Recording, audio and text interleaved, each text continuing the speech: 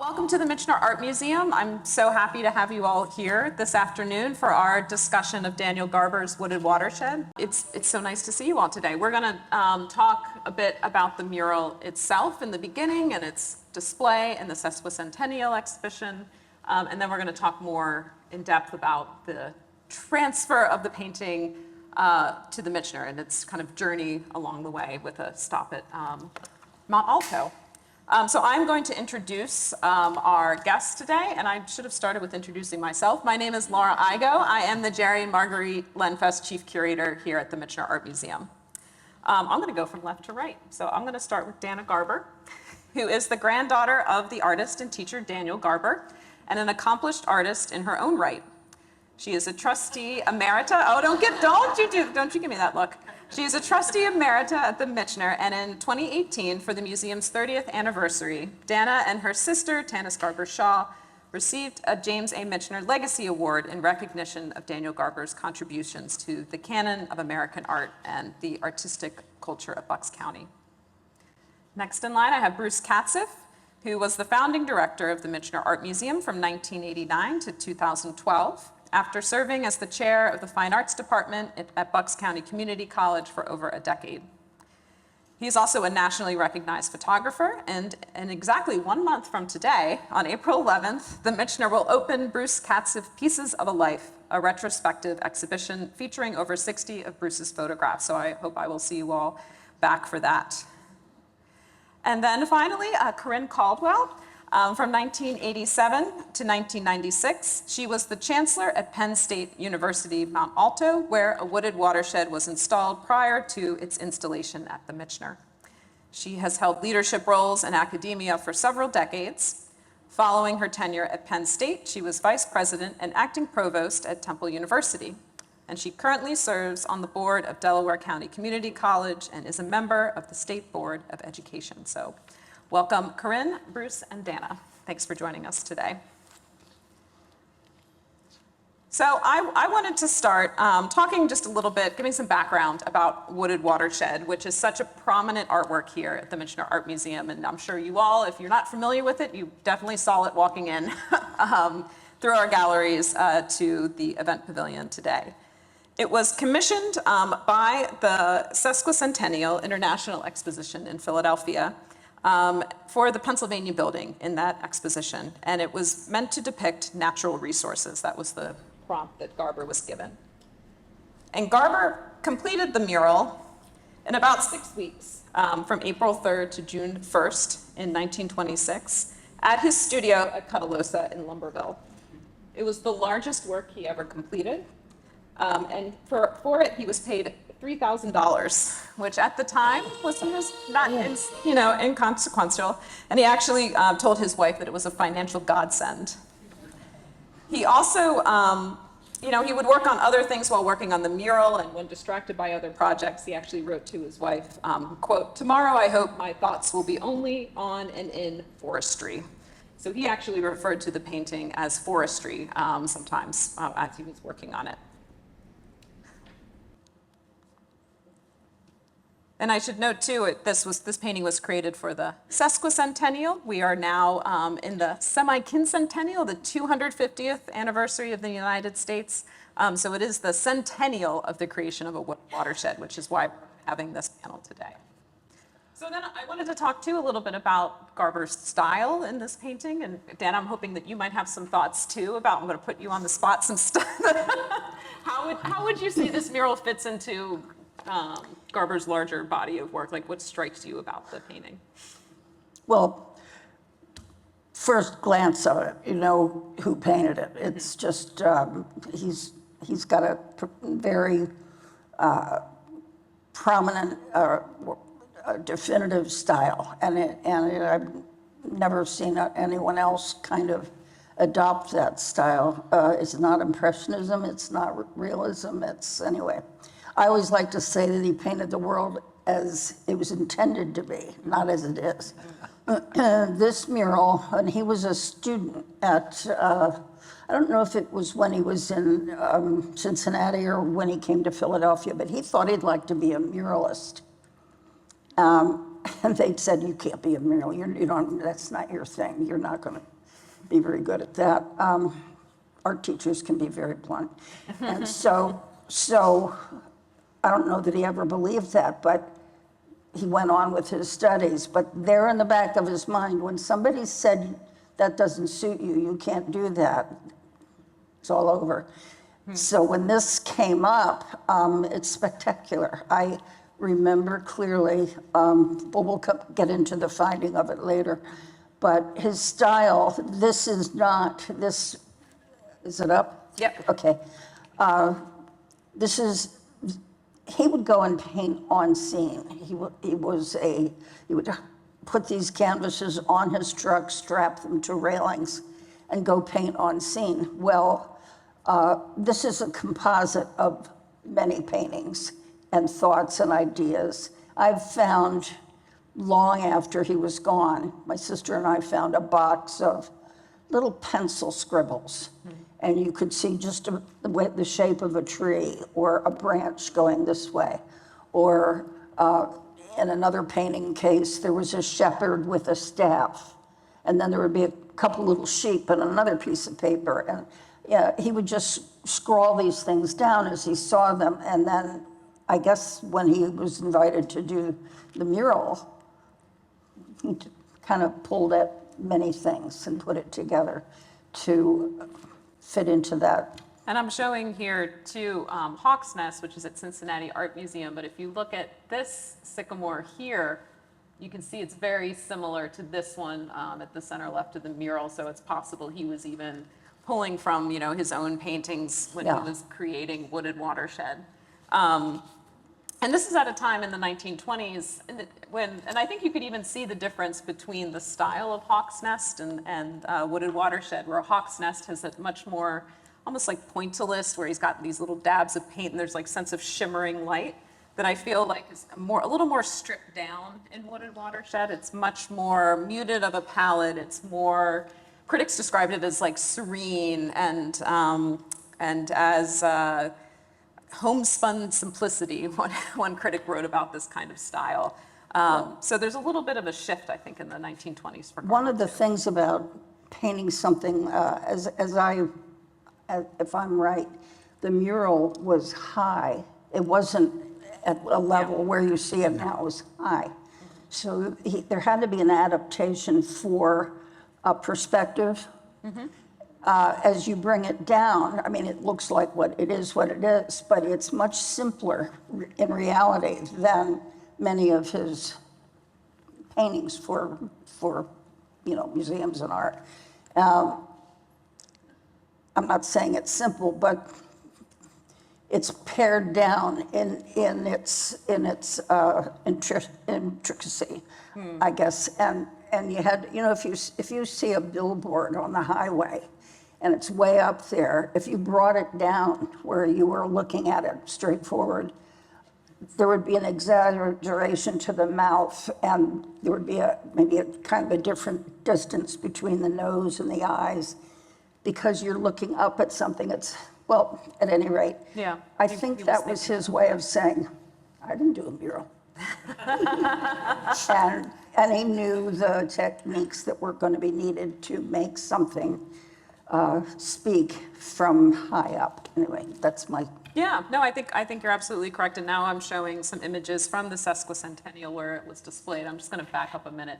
So the sesquicentennial was at the Navy Yard, the U.S. Navy Yard, and I have a circle in red up here where the Pennsylvania building on the right, which I just love the architecture, is so, I don't know, very over the top, as a lot of these buildings and World's Fairs typically were. And then, Garber was not the only muralist that was featured in this display. And again, this area of the building, this was an exhibition looking at the natural resources of Pennsylvania, and also thinking about how, those natural resources could be harnessed or, harvested or utilized in some economic way. So Wooded Watershed would have been across from Joseph T. Pearson's Harvesting, which you can see up at the top. There's Wooded Watershed, and here are to murals from farther away. And you can see, you know, there's carts and like structures and other things around it, speaking to, again, like the technology of harvesting and of forestry specifically. And then if you look over, keep this kind of in mind, is my laser pointer working a little bit? On the right of the image where Wooded Watershed is, there's this like kind of structure on the right side. And if you, this is what it was next to, which I'm like fascinated by by World's Fairs and their displays. But this is a work called Penn's Woods. It's almost like a stage set, but I think you'll see one of the artists is Arthur Meltzer, who painted the scenery in the background. That might be a familiar name to you, another artist associated with Pennsylvania Impressionism. But the titles at the top show from left to right: forest conservation, forest destruction, and the forest primeval on the right. And you can see some examples of, you know, smoke kind of billowing out here in the center, and the hillsides are stripped from forests. So these artists were really thinking, and were told to kind of think about deforestation in the area at the time in 1926, and think about forest conservation. And we'll talk about Mont Alto's role in that in a minute too. But I just wanted to kind of end my monologuing here a little bit with this comparison. So on the left is Harmonville, an etching by Daniel Garber that was made after a painting that was destroyed by the artist in the 1930s. And Etching. I know, but it's made after a painting. It's to make you, it's a very similar scene, but reversed in the painting and the photos we have of it. But Harmonville is showing this industrial scene of near Norristown. So there, again, you have these billowing smokestacks. You have this tree in the foreground that looks like it's dying, frankly. So this very like environmentalist painting. Again, this is an etching, but it's after a painting by Garber. And Garber showed the Harmonville painting in the Sesquicentennial in the Fine Arts Building. So these two works were on display by Garber at the same time. So I'm wondering if Garber was also, you know, thinking about the downfall of over-industrialization, of deforestation, if that was all on his mind very much so in 1926. So following the Sesquicentennial, the mural was brought to Mont Alto, and I'm hoping, Corinne, that you can talk a little bit about Penn State Mont Alto and the forestry school at Mont Alto and its founding and work. I love to talk about Mont Alto. It was one of the best times of my life. And I really very, very much enjoyed being there from 87 to 96. And it has a really fascinating history. And what I really love about the mural is that it brings together both the forestry and the artistic components of conservation and the environment. So bear with me a little bit if I tell you maybe more than you ever wanted to know about Mont Alto. When I first went there, it was clear to me that nobody knew where it was. And so my first publicity activity was a campaign, "Where in the world is Mont Alto?" And we had T-shirts and brochures. It's actually on the Appalachian Trail, just north of the Hagerstown, Maryland, due north of Washington, D.C., on the edge of South Mountain, famous for its TB sanitarium. And so in 1903, when the campus was originally started, the whole of Pennsylvania almost totally had been denuded of trees. There were no trees in Pennsylvania. These were the few that were left. Literally, the few that were left. Do you know why they were cut down? They were cut down to make coke for the iron foundries. And Mont Alto was one of those places. There was pot-bellied stoves made right in the middle of what used to be the Catoctin Forest, right there on my campus. And my office actually was in the house where the foundry director had his office. And when we went to remodel it at one point, we found the original logs that the cabin was built on. So it must have been in the late 18th, 17th century that it was originally started. So the campus at that time had no buildings. And the first thing that the students did was build the first building in 1903. It was a very rustic place. They came to the campus with their own horse.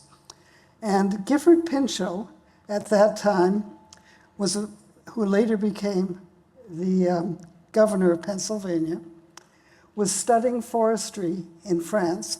And John Muir, famous for Yosemite and many other parks, was very, very important luminary in the United States. And Pinchot and Muir did not agree about forestry. Pinchot thought that the forests should be cultivated to contribute to the economy and to contribute to the livelihood. Muir thought forests should be preserved in their original state and should be left as much like wilderness as they could be. And so Pinchot promoted sustainable agriculture, forestry, while John Muir focused on recreating the wilderness. So the first thing that our students did when they came to Mont Alto in 1903, right after they built their bunk beds, yeah, began to reforest the Catoctin Forest. Anybody here been to the Catoctin Forest? It's a beautiful forest now. Nothing was there when they came in first. They had to bring their own horses to bring the logs out of the forest. And it stayed there until 1929, the Bachelor of Science degree for Penn State. It was the second Bachelor of Science degree in the United States in forestry. So it had a very important historical history. However, the forest technology program did not move to the main campus. By the time the sesquicentennial, which I can never say, It's hard, the sesquicentennial. Yeah. Say that I said it. Try semi-quincentennial. I think it's Whatever. harder. There was a new classroom building and several other buildings. And it's probably a safe assumption that Governor Pinchot, by 1927, who was governor, had something to do with getting the mural to Mont Alto, because he was a great partisan of the useful forestry mode and of the technology. And so I'm quite sure he did it. And so in this new building in 1927, it was installed as the backdrop to the stage in the auditorium. And it was covered very shortly after it got there by plastic, a new idea at the time, and a black curtain. It was obvious that it required quite a bit more protection than we could. Although we have some pictures of students in front of it, and it's true that they actually really liked it.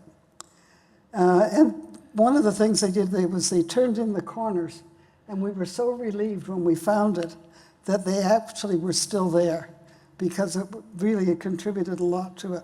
Yeah, I think you can see here in these photos too, which are soon after it was, or maybe when it was dedicated. Yeah. But there, you can see how the corners are kind of they, to fit the space, had to be folded in. And so there it sat for 50 years until I came. I'd like to think that I was important, but actually I didn't even know it was there. It had become such a part of the campus.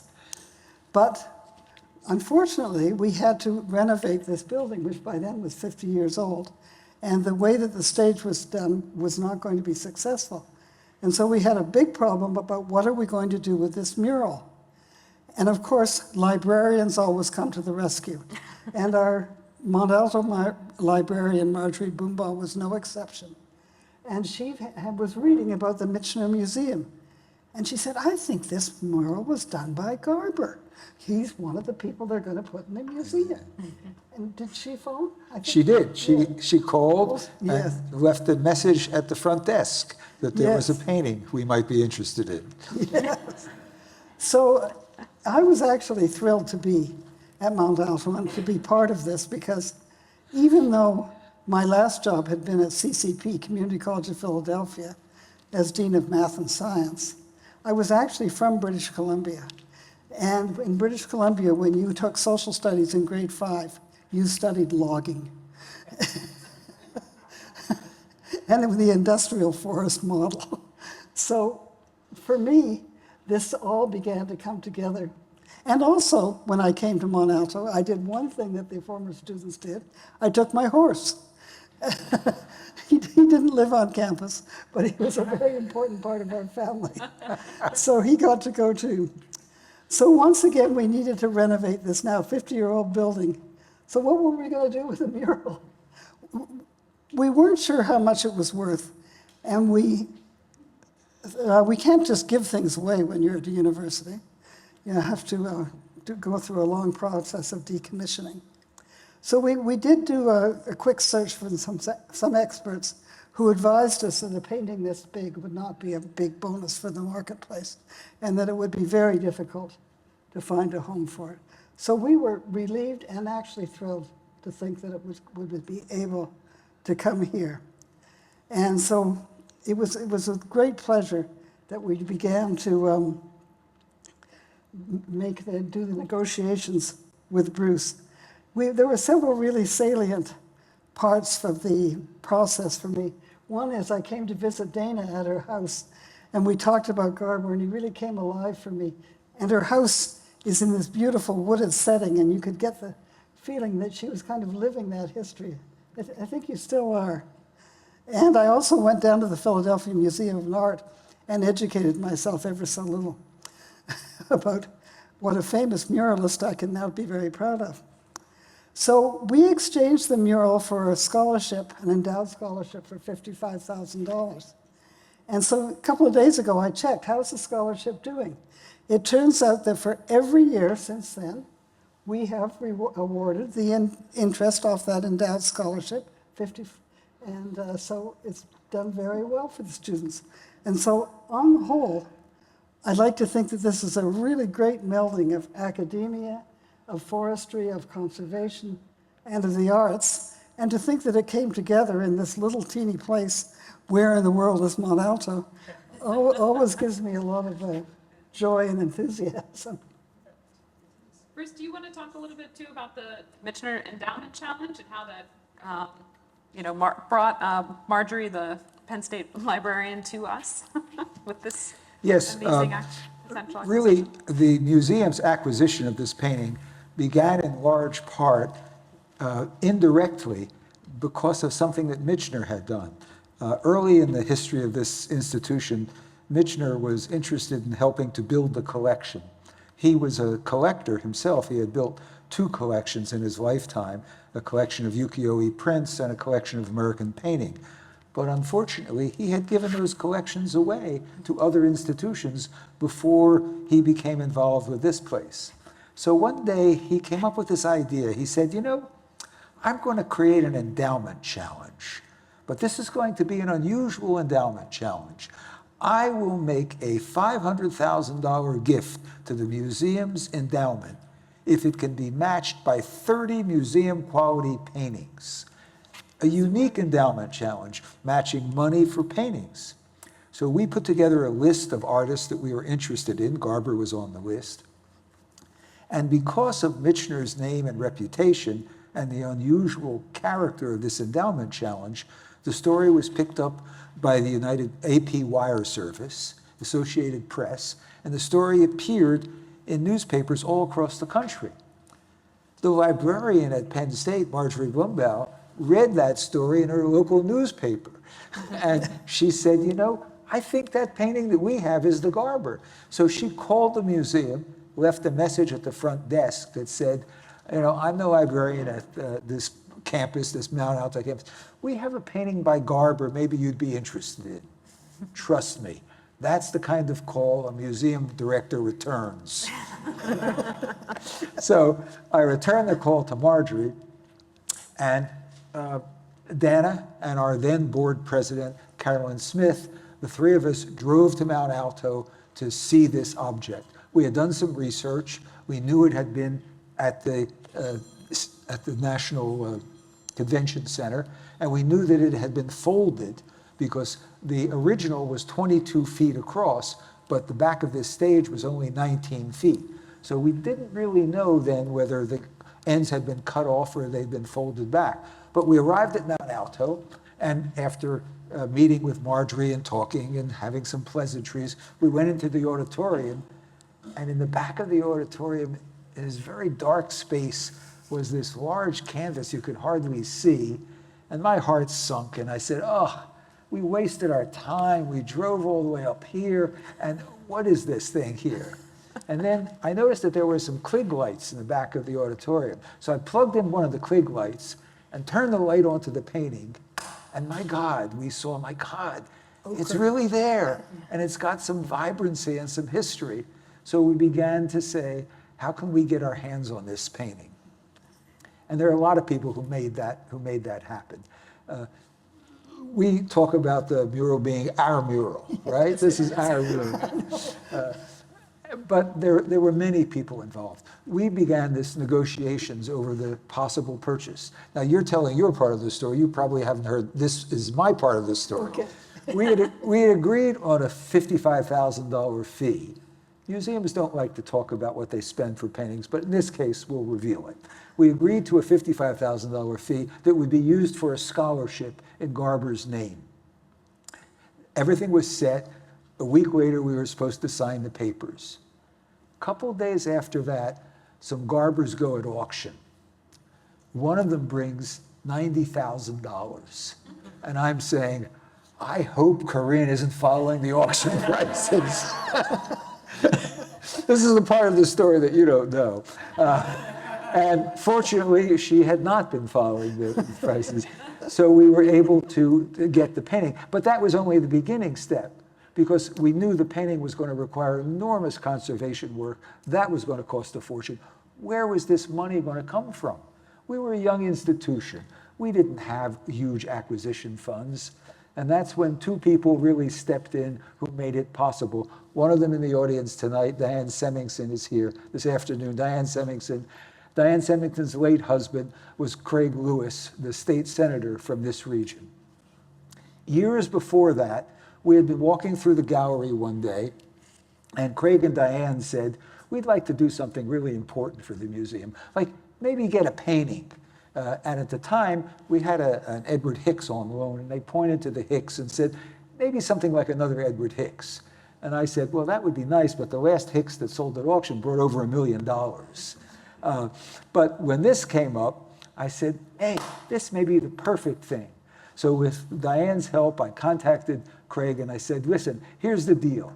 It's at a Pennsylvania institution. We'd be endowing a scholarship. We're going to need a lot of money for conservation and installation. So Craig got what in those days was called a WHAM grant, a walking around money grant. He got a WHAM grant. I believe it was $160,000. I think that was the number. He got a WHAM grant for $160,000, which enabled us to get acquisition. I think it's also true that the Palmer Museum at the main campus, they didn't want the painting. No, they said they were renovating. Yeah, if they had said, yes, we're interested, we would never have gotten it. So voila, we had the painting, and now the challenge, of course, was we had to conserve it. When we got the painting, there were 19 holes in the canvas because the maintenance people would put cigarette butts out behind the painting. We didn't know where the corners, what happened to the corners, and we knew that the conservation work was going to be enormous. You want to delve in? I'll go through some conservation photos too, but Dana, I know you had some stories too about your father looking for this mural too, or wondering, knowing it might be in Mont Alto, but not knowing where. So I'm just curious how you felt when you learned that it was here. Okay, Alto. let's see. Yeah, I have a story, and I've really been debating for several days about the narrative. But my father and my mother, or my father in particular, for many, many years, had been looking for the mural. The way our family understood it, because it was a commission piece. So Gramps did it, but then it belonged to, technically, the state of Pennsylvania. And after the sesquicentennial, people said, what are we going to do with this? And somebody said, well, it's got trees in it. Maybe we should go to something to do with trees. And this is how my family, this isn't official. So, so they said to Penn State, it's Pennsylvania, and have a forestry campus, and wouldn't it be a logical place? So there it went, and that's the last my father heard about it. And for many years, he tried to track it down. Somewhere in this museum is a photograph that I gave you. It was rolled up on heavy print paper, but it was a black and white photo of the mural. Was it this? Was it the one at the sesquicentennial? Was it this one? The photograph is just, yes, yeah. it was the photograph of the mural as it is now, was completed. So up until his retirement, and then they would go on these senior trips and things. Well, one time they decided to drive, they kind of narrowed it down to Mount Alto. And they got on the campus, but it was summer, and I don't know what year this was, way before Corinne's time, I'm sure, but he got on the campus, there was no one there to tell them anything, and no one seemed to understand what he was looking for. So they were right there, and they never got to see it. Well, when Bruce called and said, you want to go and see if this is real, you probably did it a little better than that, but I said, sure, and I told my father about it, and he went, really? Really? And he went and got this photograph, which he unrolled. It would roll back up, and you unroll it again. And I said, he didn't paint circles, And he said, no, this is a mural. It's huge. And Bruce was talking about a painting that was found out in Mount Alto and blah.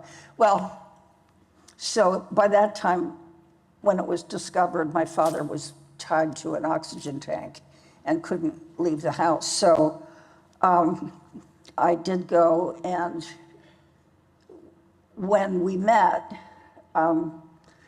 Corinne led us to the building, which had been functioned at one time as a library, I believe, and Had done everything. pretty much. auditorium, and I was even told that they had tables on the stage, and that were, of course, you would never have done that, but up against the mural, and well, anyway, so we got to the building, and I couldn't wait, and when the door was opened, went in, and you know how schools always have doors that have little windows in them. I guess, anyway. So they were behind me, and I looked through the window, and it was dark in the auditorium, but I could see the gloomy, almost black and white painting on this, and it was enormous. I wasn't expecting that. And my heart started really pounding. And I instantly knew it was a real find. So we went in, Bruce turned on lights and everything, and I was tongue-tied. It was so stunning. Now here's the part that I've debated about telling. We went back to Corinne's office. We sat around a round table, and Carolyn Smith was there, Bruce was here, I was here, and you were here, four of us. I really remember. We don't know what's coming here. She asked me, Corinne asked me, well, what do you think? And I said, I'm blown away. I don't know what to say. It's fabulous. It's wonderful. I love it. It's just, what a treasure, and on and on. And I feel this.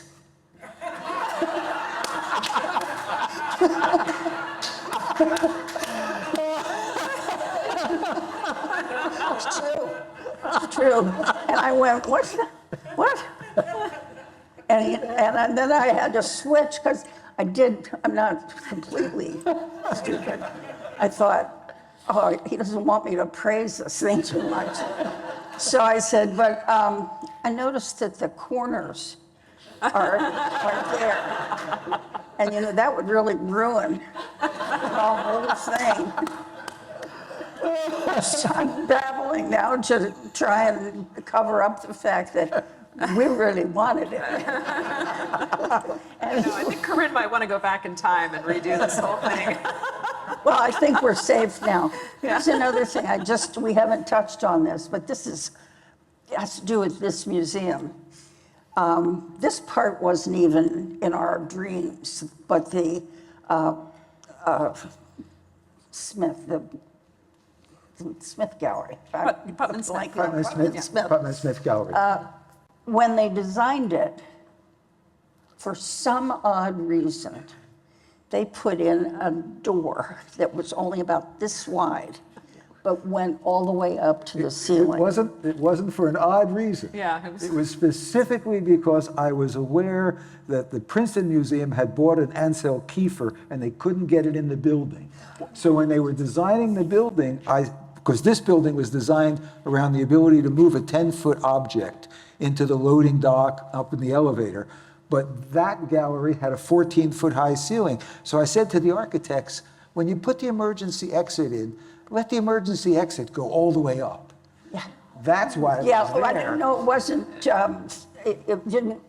wasn't for a specific work of art, but it was with the idea. Exactly, that That someday. we may get a hold of something large, and so it's installed on the original wall of that gallery. And then a false wall was, because the painting is not a semicircle, it's a rectangle.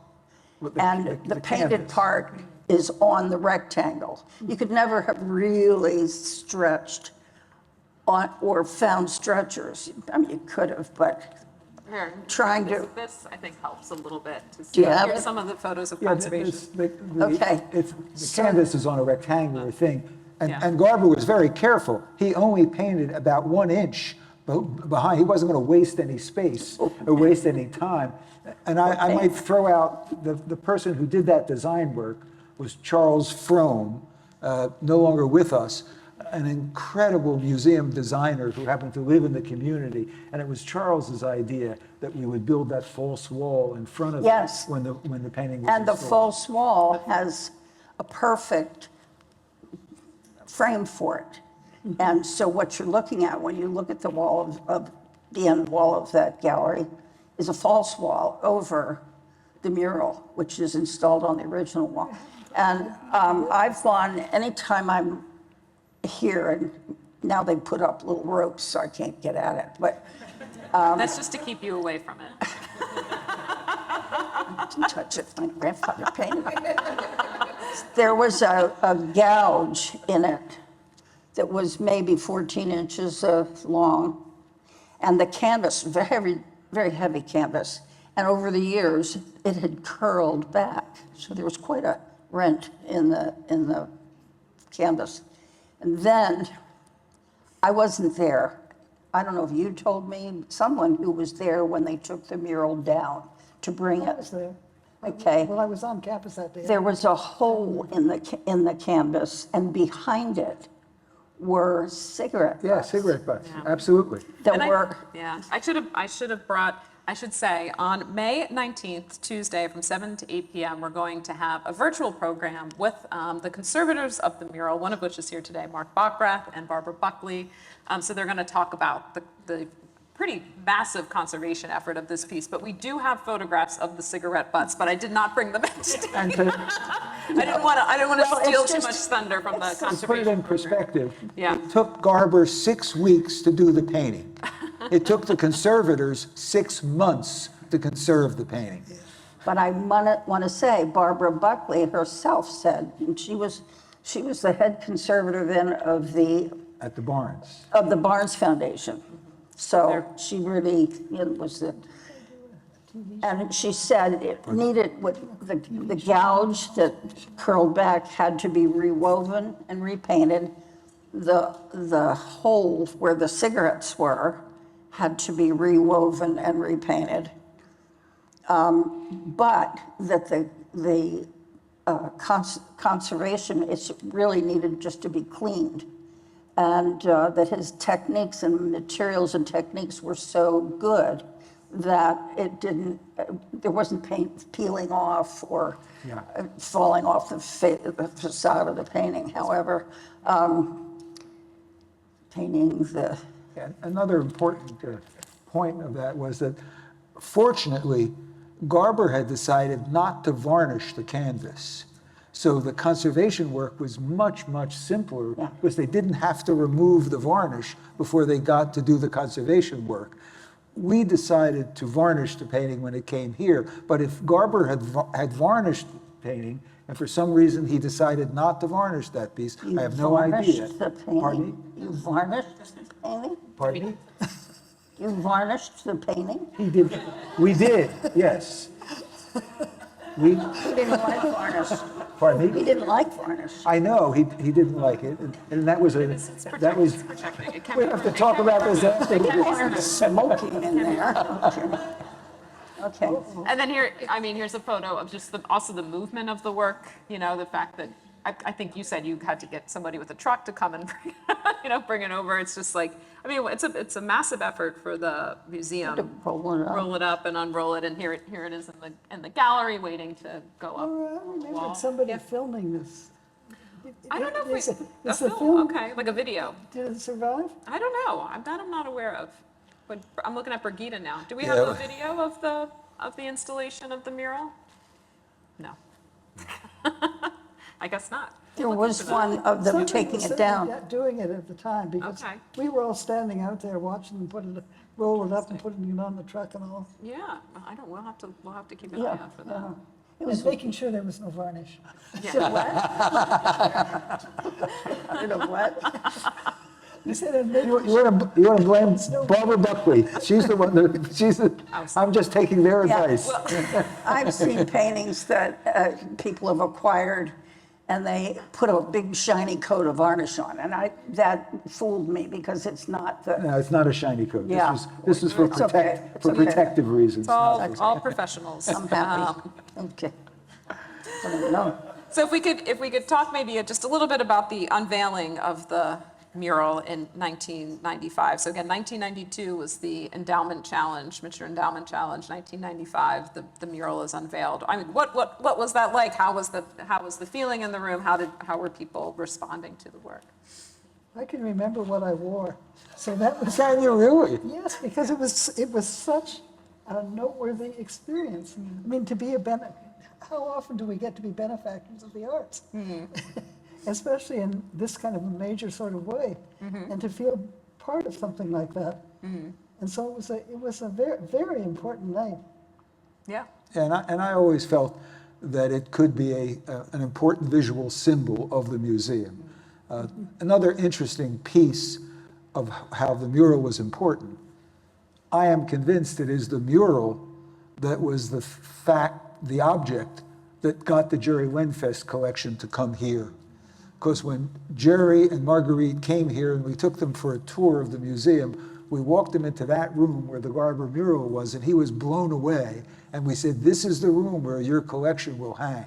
So that Garber mural not only set the standard for us, but it also, I think, was one of the final things that got the Lenfest collection to come. It really helped set this museum up as like the You know, place for it's- Pennsylvania Impressionism. It's interesting to wonder whether works of art.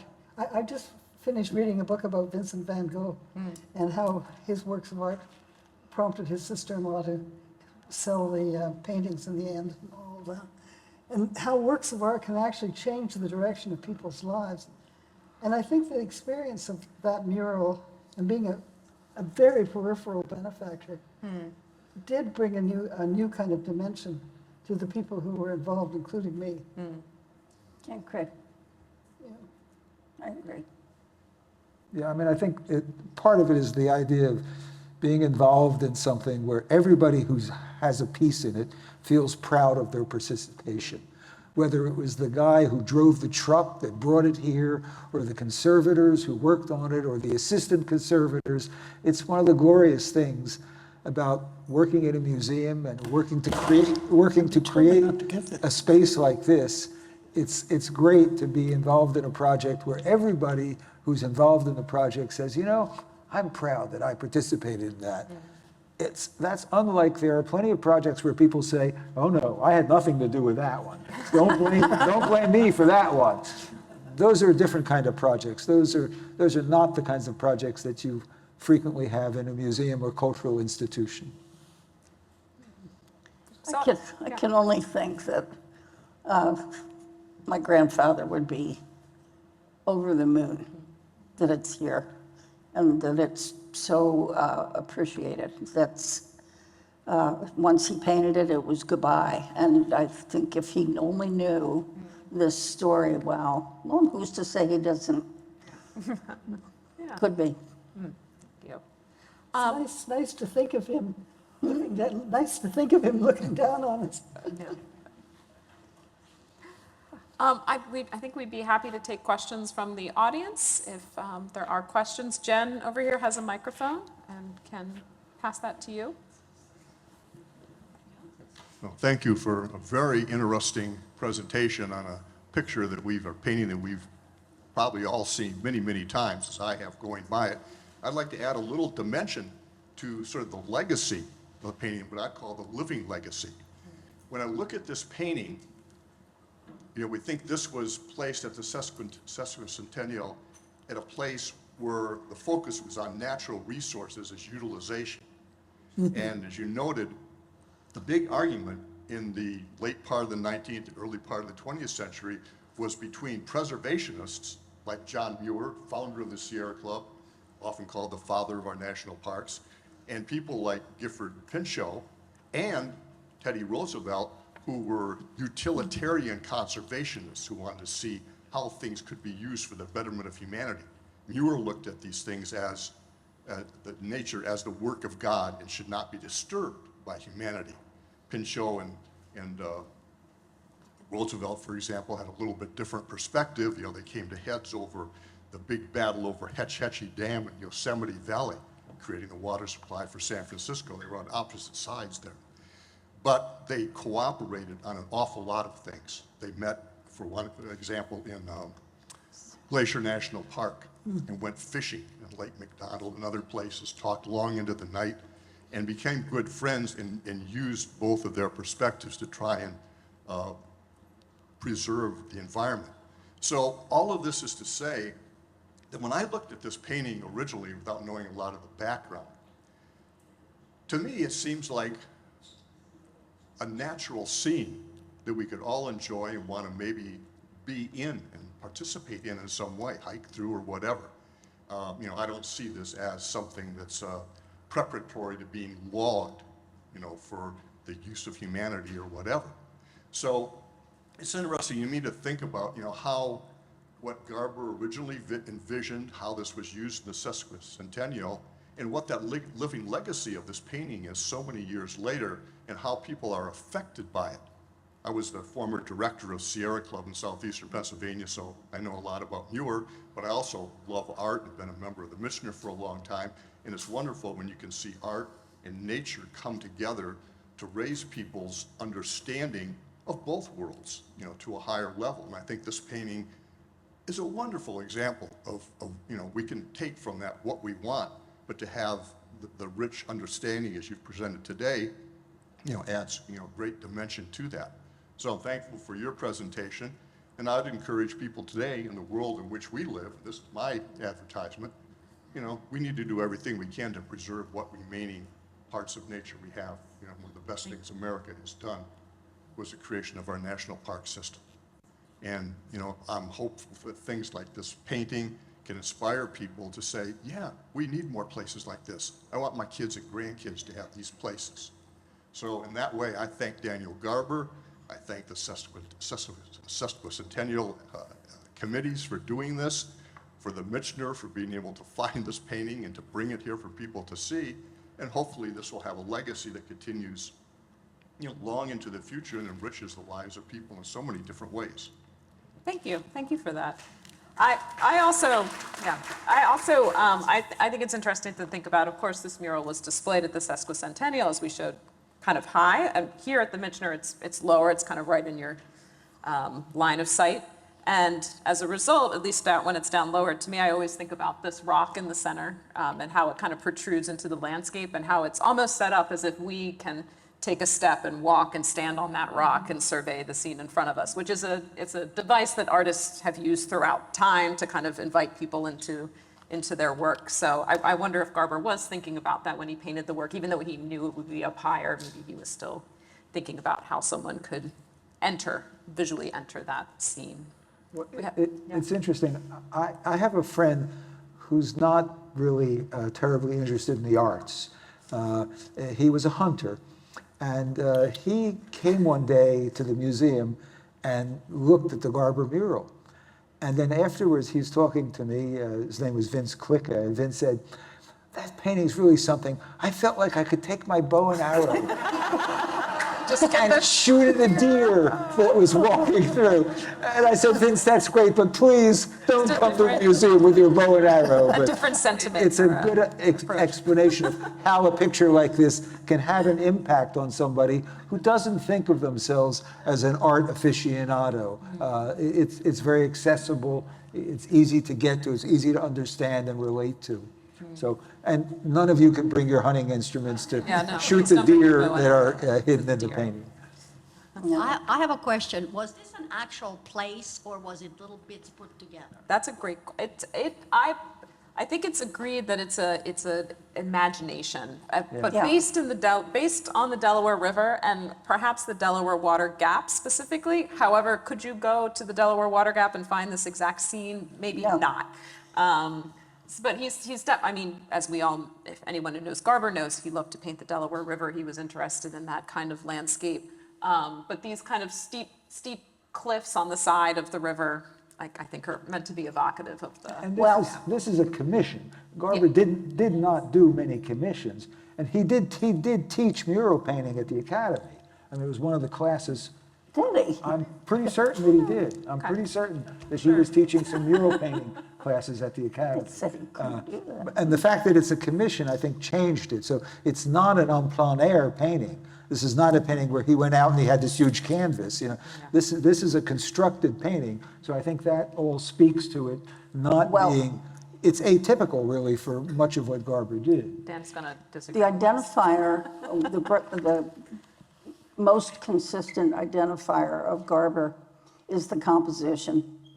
Brushwork, but, and this is, go out and look at these paintings that are out there, it's always parallel to the frame. Layered.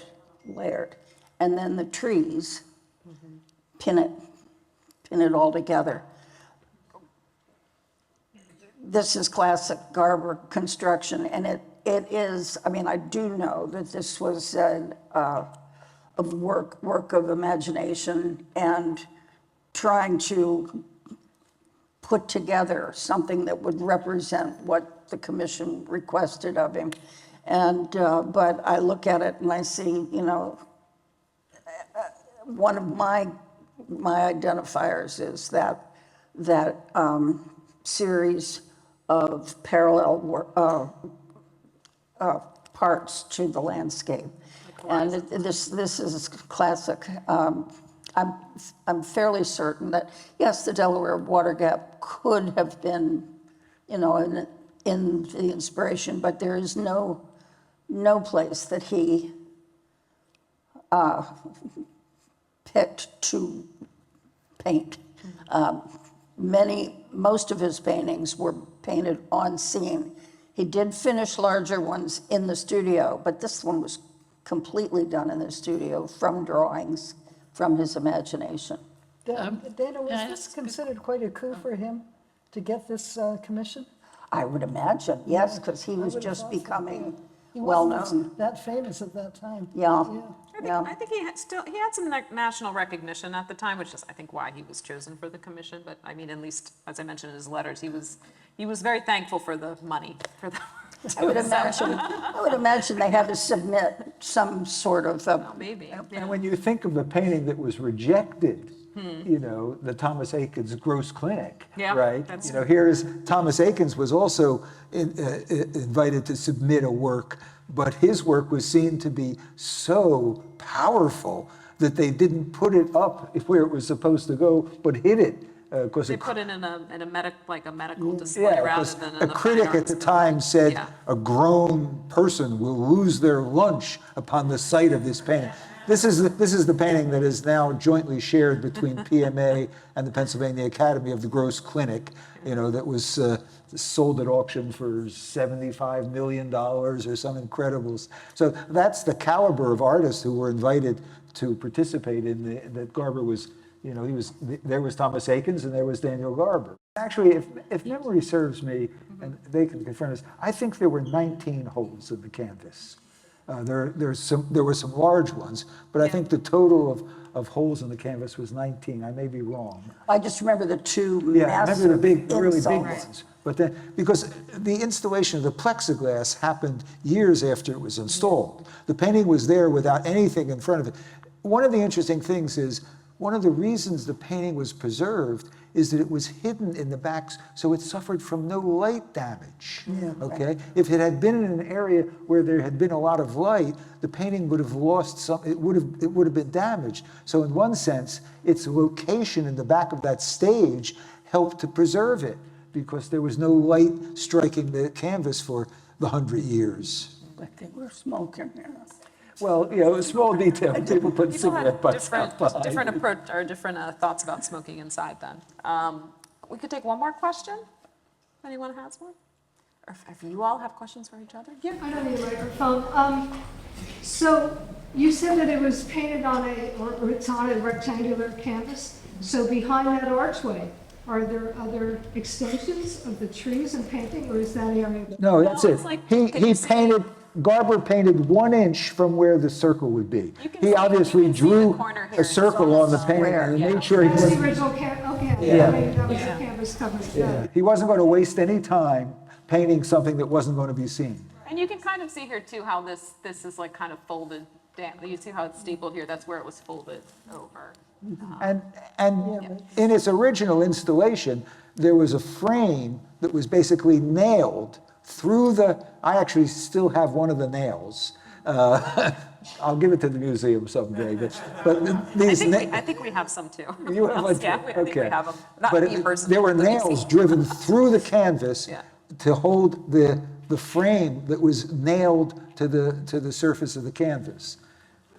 Well, I think yeah. he went out there and helped tell them how to, Yeah, I think he did consult. I think he did consult on the installation, because when the decision was made to give it to the State Forestry School, I think Garber wrote a letter. I don't know if we have a copy of that, but I somehow have believed that there was some communication of Garber giving instruction, because obviously someone decided not to cut the corners off. And somebody had to really care about the painting to say, we're not going to cut the ends off, we're going to fold them back. We're going to do one more. I think it might be easy for people to see what you're talking about, Bruce. If you Pardon look me? at the left side of the painting, there's a guy's arm reaching out to the canvas, and you can see all the nail holes Yeah. that extend Yeah. to the top, and the extra part that was folded is dropped down. Yeah. Yeah. So Well, I encourage you all to sign up for our talk on May 19th with Mark Bockrath and Barbara Buckley about the conservation of the mural too. So then we'll find out exactly how many holes, I guess, are in the mural. But don't let Dana be there, because they varnished, you know. I know. Oh, I mean, she might never talk to you again. Bruce. did not like one. Thank you all so much for coming. And please go enjoy the mural. And thank you, Dana, Bruce, and Corinne. Thank you so much.